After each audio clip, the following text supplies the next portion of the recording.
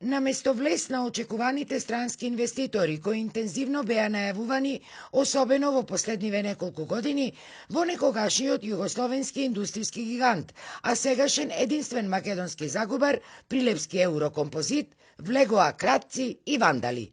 Сликата е повеќе од страшна. Пустошот кој зад себе го оставиле арамиите е како сцена за некој хорор филм.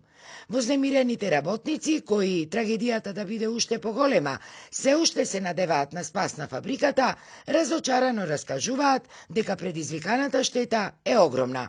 Нема кој да стражари, кој да врши контрола, сето е оставено на милост и немилост.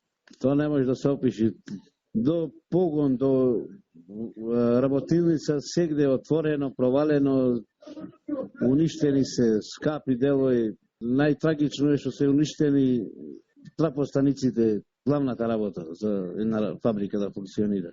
Па едно 300-400.000 евра штета е направена, а фирмата е државна, никој да не се засегне досега за нивна фирма. Нечудно трагично.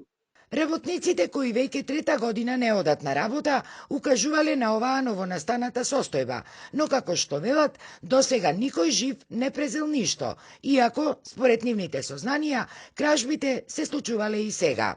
Од директора со допис правено не знам колку пати до влада, да се преземи нешто дека нема тамо кој да стражари, кој да обезбедува. Тамо дојде полиција, не ни сликаше, не ни отисоци зеде, ништо, апсолутно. Ставени на милост и немилост 33 души тамо што се водиме на работа, ни здравство, ни пензиско, и фабриката, и луѓето, како да се чека сето да изумри.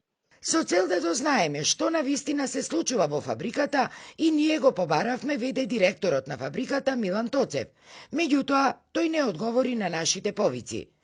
Инаку, работниците од загубарот Еврокомпозит, кои патем со години се оставени и буквално на улица, предупредуваа на оваа опасност и од државата бараа обезбедување на имотот на фабриката, додека не се реши нејзината судбина. Но, наместо тоа, тие добиваа самоветувања дека странскиот инвеститор само што не дошол и дека фабриката ќе биде рестартирана. Сега, загрижаните работници велат дека веќе нема ништо да се продаде, бидејќи се што било вредно, украдено е.